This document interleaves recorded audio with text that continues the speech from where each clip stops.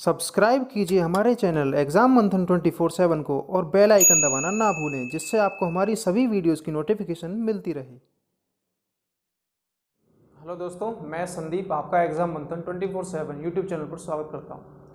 पिछली वीडियो में हमने कॉन्ग्रुएंसी यानी सर्वांग समता कर ली थी ज्योमेट्री में। तो आज की जो हमारी वीडियो है वो है सिमिलरिटी ऑफ टू ट्रायंगल्स, यानी दो ट्रायंगल्स की समरूपता, उसकी कंडीशंस क्या होंगी, उन पर आज हम डिस्कस करेंगे। और उम्मीद करता हूँ आपने पिछली वाली वीडियो जरूर देखी होगी, जो मैंने कॉन्ग्रुएंसी कराई थी वो वीडियो आपने देखी होगी, और उस वीडियो को देखने के बाद ये वीडियो आपको बहुत ही अच्छी तरीके से समझ में आएगी। ठीक है, आज भी हम बेसिक्स करेंगे, यानी समरूपता के बारे में हम बेसिक्स से जानेंगे। देखिए, आज का जो हमारा टॉपिक है वो है सिमिलैरिटी।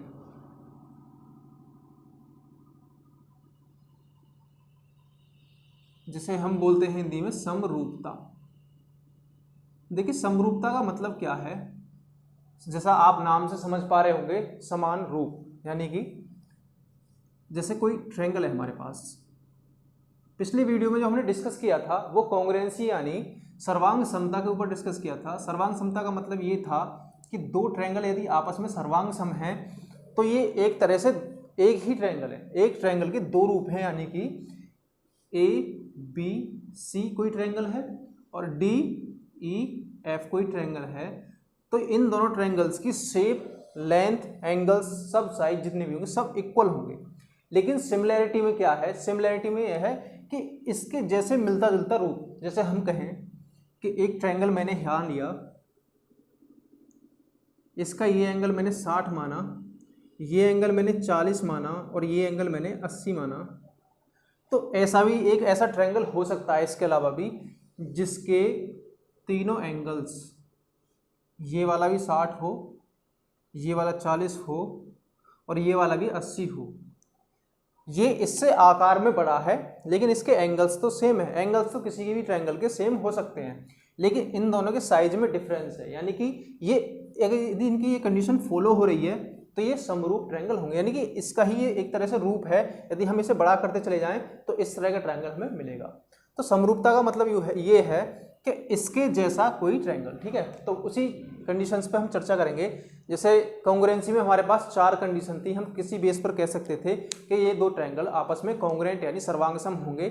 तो इसमें सिमिलैरिटी में आपके पास सिर्फ 3 कंडीशन है, जिसके आधार पर हम कह सकते हैं कि कोई भी दो ट्रायंगल आपस में क्या होंगे, सिमिलर यानी समरूप होंगे।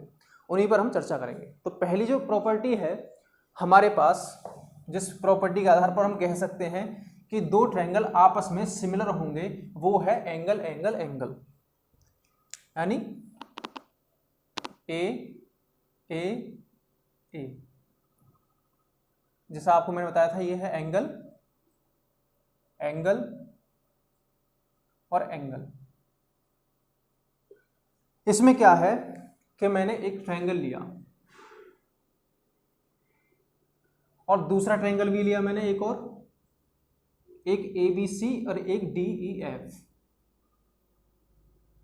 ये हमारे पास है ए बी एंड सी। तो एंगल एंगल एंगल कंडीशन क्या कहती है कि इनके तीनों एंगल, ये एंगल इस एंगल के इक्वल माना, ये वाला एंगल इस एंगल के इक्वल माना और ये एंगल इसके इक्वल माना।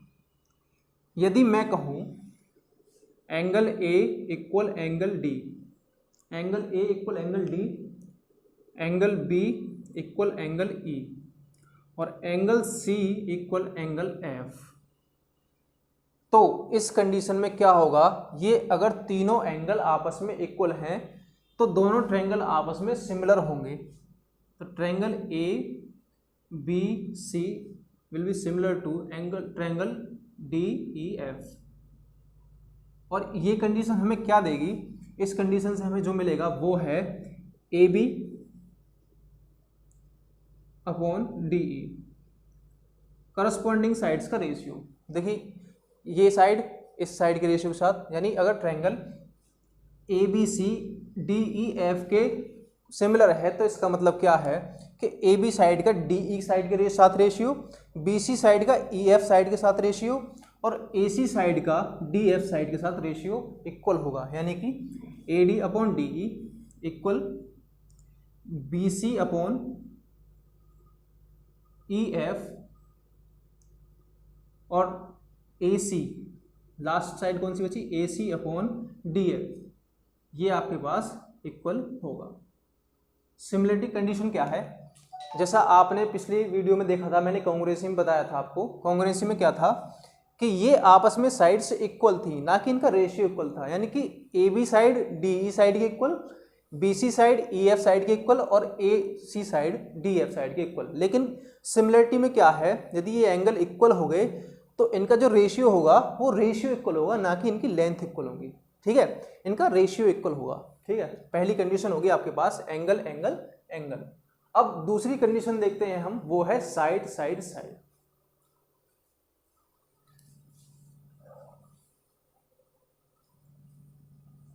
देखिए दूसरी कंडीशन है हमारे पास साइड साइड एंड साइड, इसे हम एस एस एस भी बोल सकते हैं। अब आप कहोगे कि कॉन्ग्रुएंसी में भी आपने एस एस एस एक कंडीशन बताई थी जिस पर हम कॉन्ग्रुएंट प्रूफ कर सकते थे, लेकिन वहां पर क्या था, ये साइड्स आपस में इक्वल थी, ये साइड इस साइड के इक्वल, ये साइड इस साइड के इक्वल और ये वाली साइड इस साइड के इक्वल। तब हमने कहा था दोनों ट्रायंगल कैसे होंगे, कॉन्ग्रुएंट। लेकिन इसमें क्या है, साइड इक्वल ना होकर इन साइड का रेशियो इक्वल है, यानी कि ए बी का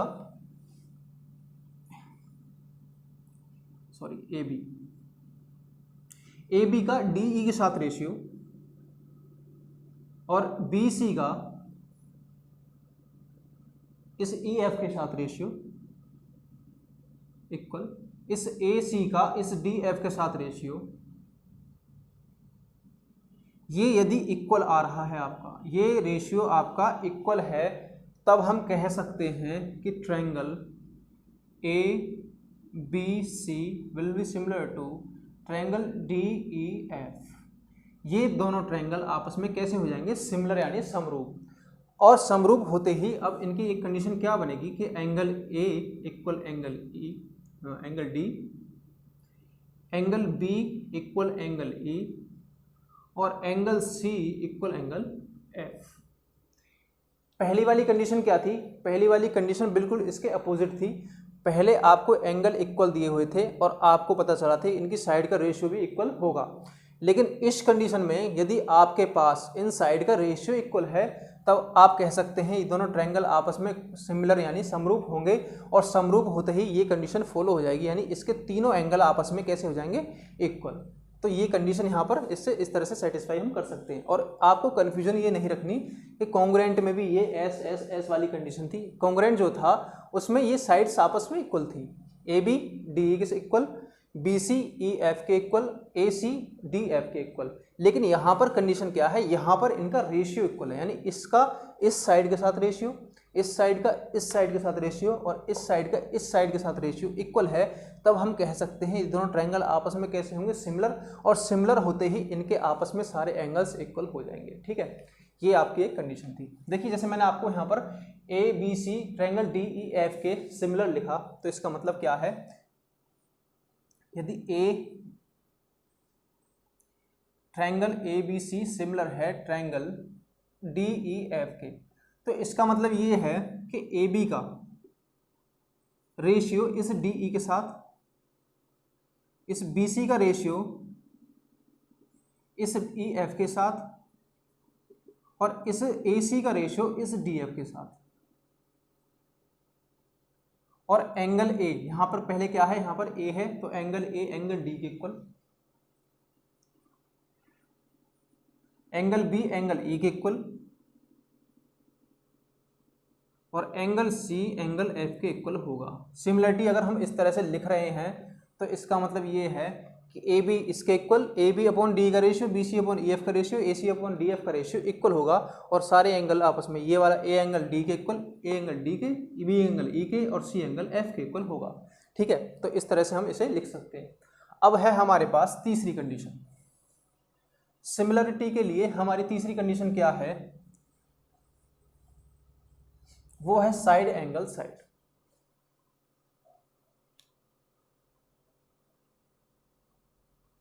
तीसरी कंडीशन, इसे हम एस ए एस बी बोल सकते हैं। और ये कंडीशन आपने कॉन्ग्रुएंसी यानी सर्वांग समता वाले में पढ़ी होगी। वहां पर क्या था यदि दो ट्रायंगल्स की दो साइड आपस में इक्वल हैं और उनके बीच का एंगल इक्वल है, तब हम कह सकते हैं कि दो ट्रायंगल आपस में कॉन्ग्रुएंट यानी सर्वांगसम होंगे। और यहाँ पर ये कंडीशन क्या फॉलो होती है, यदि दो ट्रायंगल्स की दो साइड का रेशियो, इस साइड का दूसरे ट्रायंगल की साइड के साथ रेशियो और इसका भी रेशियो इक्वल है और उनके बीच का एंगल इक्वल है, तब इस कंडीशन में हम कह सकते हैं कि दो ट्रायंगल क्या होंगे, वो सिमिलर। जैसा समझते हैं हम बोर्ड पर ध्यान दीजिए। ये ट्रायंगल आपके पास ABC है और दूसरा ट्रायंगल आपके पास DEF है। D है ये E है और ये F है। तो इसमें कंडीशन क्या है, यदि AB और DE,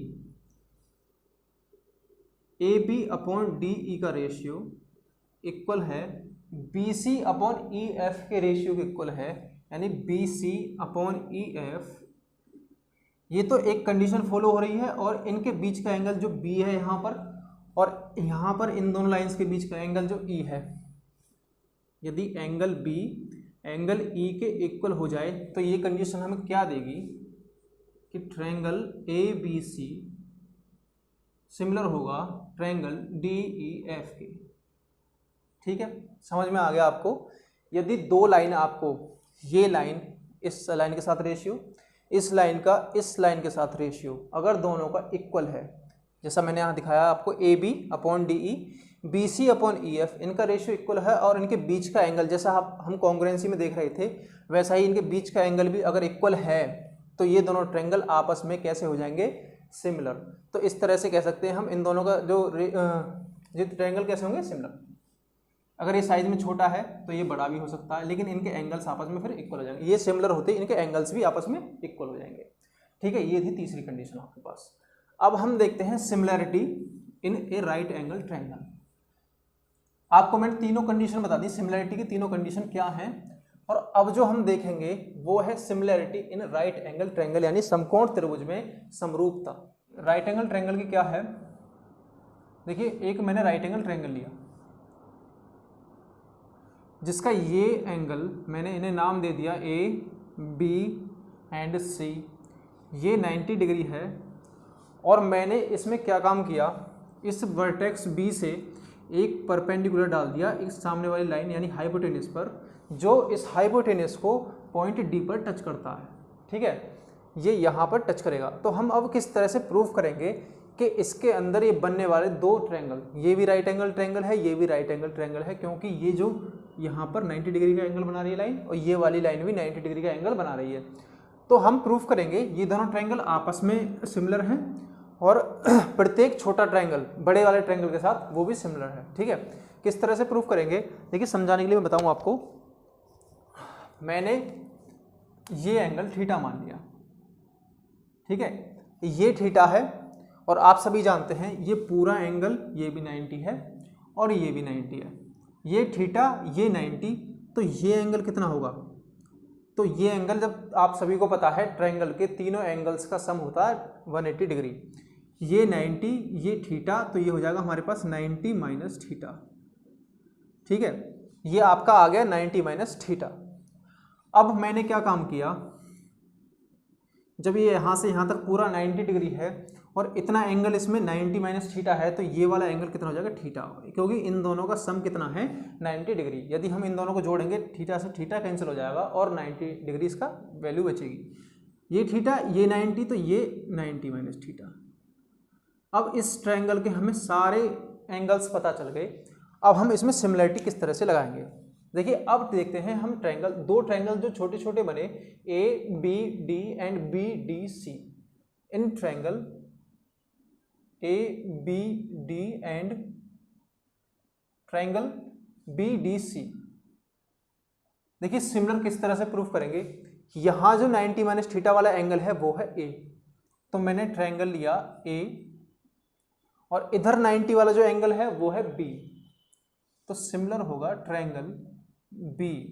अब थीटा एंगल इसका कौन सा है, ये B है, तो यहाँ पर हम B लिख देंगे, और इसका थीटा एंगल कौन सा है C, तो यहाँ C लिख देंगे।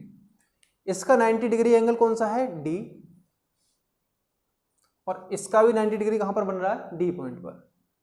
तो अब आप देखेंगे तो triangle ABD and triangle BCD are similar triangles, यानी इनके तीनों एंगल आपस में इक्वल हैं तो ये सिमिलर ट्रायंगल होंगे। तो इस तरह से हम कह सकते हैं कि ए बी का बी सी के साथ रेशियो, यानी कि मैं लिखूं A B upon B C, इसका रेशियो बी डी, अब की बार बी डी का सी डी के साथ रेशियो, बी डी का सी डी के साथ रेशियो इक्वल होगा इस बाहर वाली साइड यानी ए डी का बी डी के साथ रेशियो, ए डी का बी डी के साथ रेशियो। अब हमने क्या काम किया, इन लास्ट वाले दो टर्म्स को ले लिया, लास्ट वाले दो टर्म्स के हम मल्टीप्लाई करेंगे, यहाँ से क्रॉस मल्टीप्लिकेशन होगी, तो क्रॉस मल्टीप्लिकेशन हमें क्या देगी, बी डी का square, B D square equal इन दोनों की मल्टीप्लाई हो जाएगी सी डी इंटू ए डी। तो पहला कंक्लूजन हमारे पास जो आया वो आया B D square equal C D into ए डी। तो पहली कंडीशन जो हमारे पास आई इस ट्रायंगल से, सिमिलरिटी वाली से, तो वो आई हमारे पास b D square equal C D into ए डी। अब आप यहाँ देखेंगे तो हमें इस बी डी की लेंथ निकालनी है, तो B D square equal A D into D C, इस तरह से हम इसे निकाल सकते हैं। देखिए अब आपने ये दोनों तो ले ली, क्वेश्चन हो सकता है पेपर में इसमें इससे पूछता है क्वेश्चन, लेकिन इससे क्वेश्चन पूछता कम है, तो आपको ये चीज़ भी याद रखनी है, यानी ये दोनों रेशियो भी आपको आपस में इक्वल याद रखने हैं, ये तीनों आपस में इक्वल होंगे, तो किसी पर भी आपका क्वेश्चन आ जाए आप इसे ईजिली लगा सकते हैं।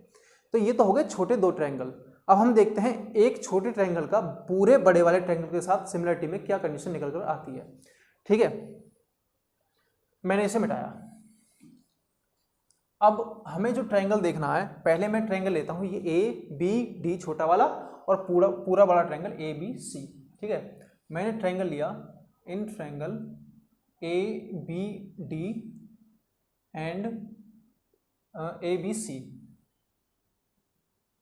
Triangle A B C. अब इसमें एक चीज देखो, मैं इस बड़े वाले ट्रायंगल को साइड में बनाता हूं जिससे आपको एंगल्स में कंफ्यूजन ना हो।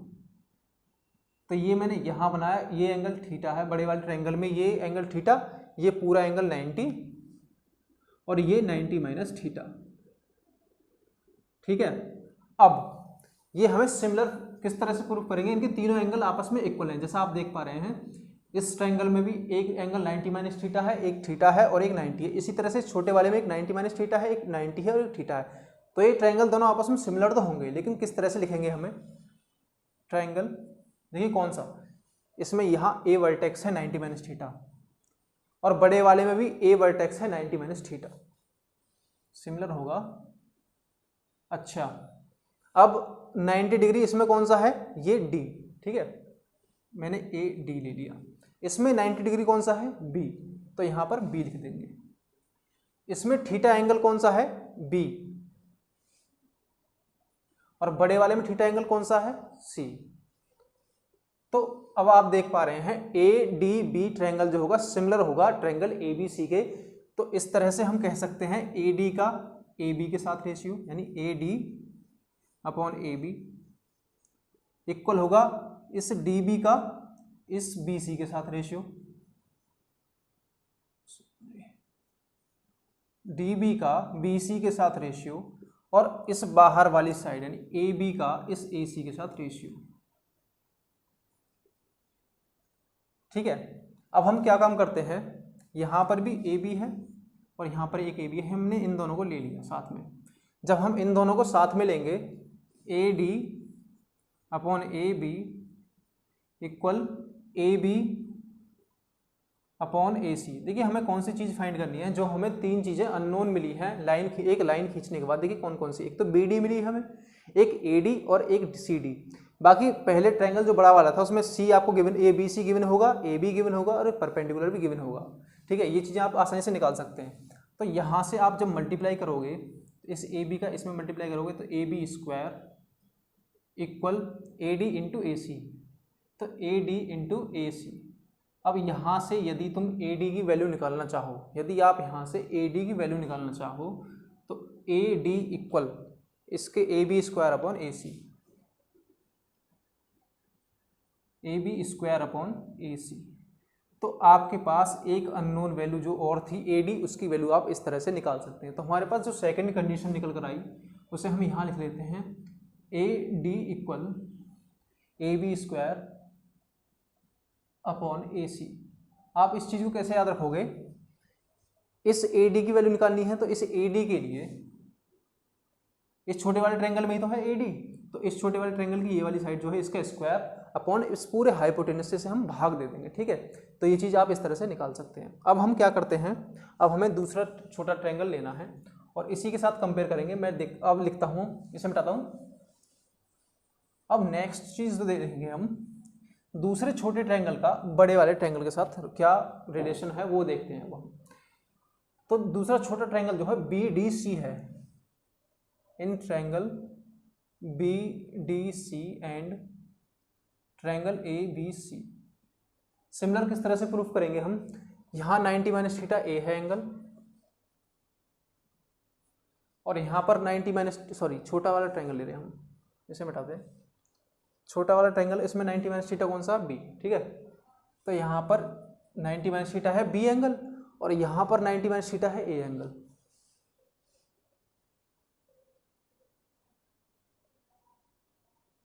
ट्रायंगल ए, अब 90 माइनस थीटा कंप्लीट दोनों में से। अब 90 वाला लेते हैं, यहाँ पर 90 कितना है डी और यहाँ पर 90 कितना है बी, किस वर्टेक्स पर है, बी पर। अब इसमें बचा हुआ थीटा इसमें कहाँ पर है, सी, और उसमें कहाँ पर है, उसमें भी सी पर है, ये सी और ये सी। ठीक है, अब आप रेशियो निकालोगे तो बी डी का इस ए बी के साथ रेशियो इक्वल होगा इस डी सी का इस बी सी के साथ रेशियो इस बी सी का इस ए सी के साथ रेशियो। ठीक है, आपके पास ये रेशियो निकल कर आ गई।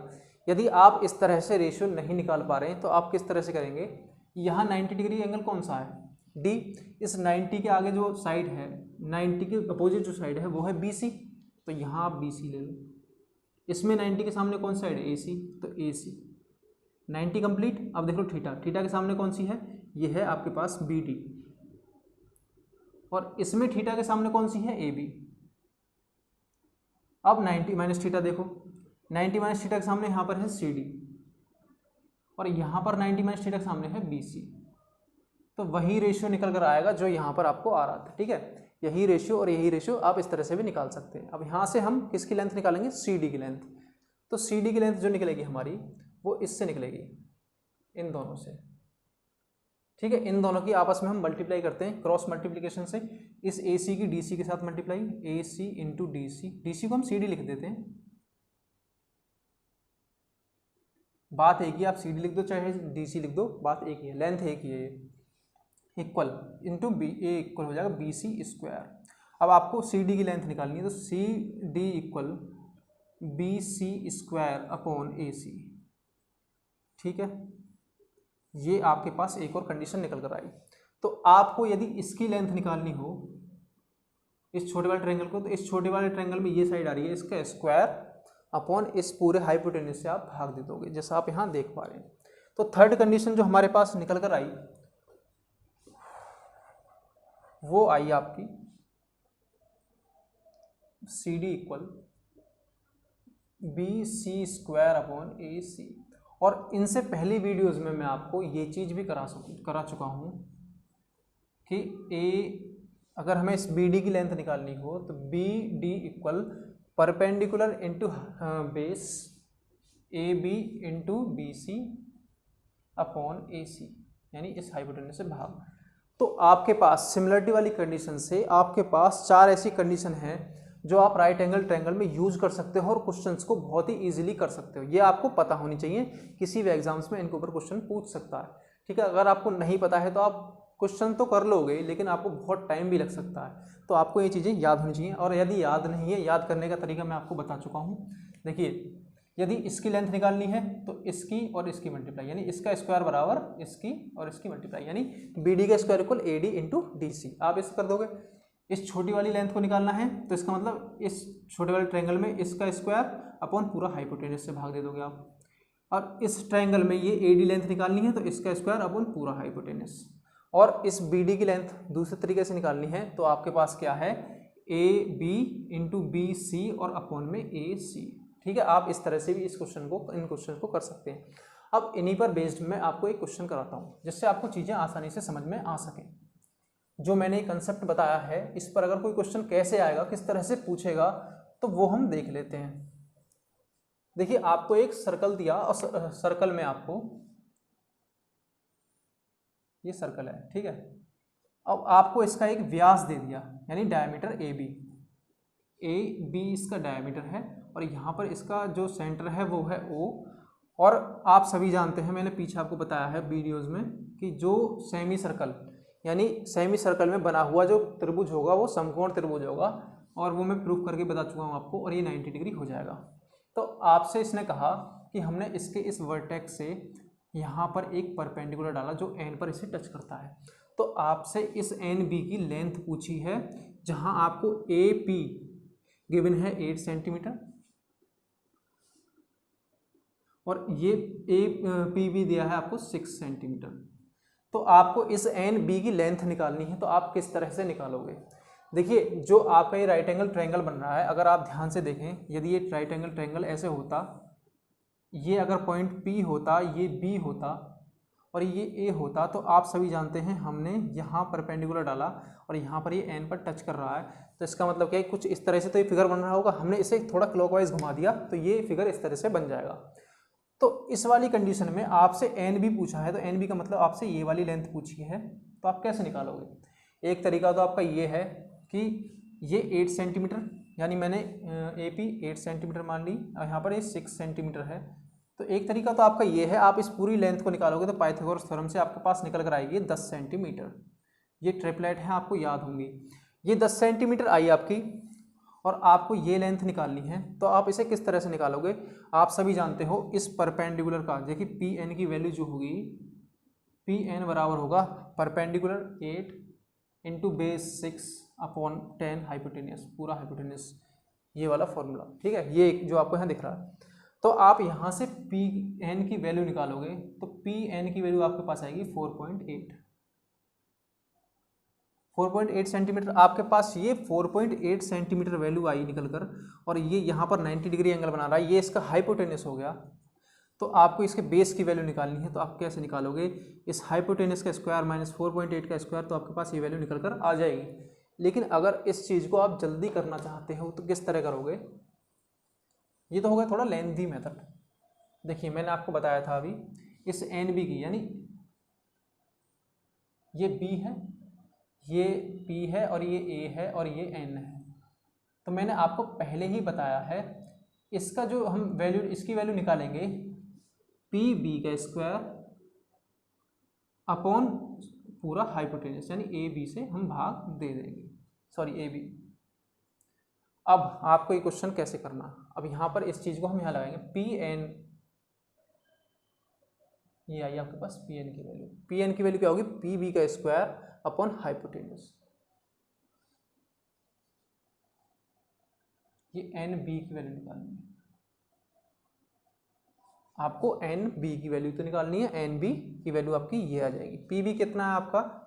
एन बी की वैल्यू निकालनी है, और पी बी आपके पास है 6 सेंटीमीटर यानी 6 का square upon hypotenuse which is 10 equal 36 upon 10, this will give us 3.6 centimetre.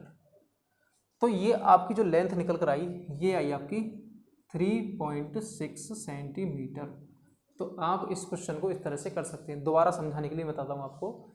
आपने यहाँ से परपेंडिकुलर डाला, परपेंडिकुलर की जो लेंथ निकालनी है आपको, इसकी लेंथ निकालनी नहीं है आपको, एन बी की लेंथ निकालनी है। तो इस एन बी की जो वैल्यू होगी वो क्या होगी? इस साइड का स्क्वायर यानी इस पी बी साइड का स्क्वायर अपॉन इस A B side, A B का भाग दे देंगे। तो 6 का स्क्वायर अपॉन ए बी आपके पास 10 है, तो आपके पास 36 आई ऊपर वाली वैल्यू, और 10 से डिवाइड करोगे तो आपके पास आएगा 3.6। तो इसकी वैल्यू आपके पास 3.6 सेंटीमीटर निकल कर आई। तो आपको जो मोस्ट जो चीज़ याद रखनी है इस वीडियो से, तो इस वीडियो से जो मोस्ट निष्कर्ष निकल कर आता है, कंक्लूजन जो है वो है ये 4 कंसेप्ट, ये 4 पॉइंट्स आपको याद होने चाहिए किसी भी राइट एंगल ट्रायंगल के क्वेश्चंस करने के लिए। इनमें किसी से भी क्वेश्चन पूछ सकता है और आपको ये आने चाहिए। अगर यदि आपको आते हैं तो आप क्वेश्चंस जल्दी कर सकते हैं। तो उम्मीद करता हूँ आपको ये वीडियो अच्छी लगी होगी। अगर अच्छी लगी है तो वीडियो को लाइक करें, कमेंट में भी बताएं, और जो नए हैं हमारे चैनल पर वो हमारे चैनल को सब्सक्राइब करें। और बाकी एक चीज़ और, मैं लाइव क्वेश्चंस लेकर आऊँगा। यदि आप सभी पार्टिसिपेट करना चाहते हैं तो कमेंट में ज़रूर बताएं। जो इनसे रिलेटेड, जैसे मैंने आज आपको ये वीडियो कराई, तो इस वीडियो से रिलेटेड, इन फॉर्मूलेज से रिलेटेड जितने भी क्वेश्चंस होंगे मैं वो लाइव लेकर आऊँगा। यदि आप पार्टिसिपेट करें तो मुझे कमेंट में ज़रूर बताएं। ठीक है, मिलते हैं अगली वीडियो में इनके क्वेश्चंस के साथ। तब तक के लिए थैंक यू।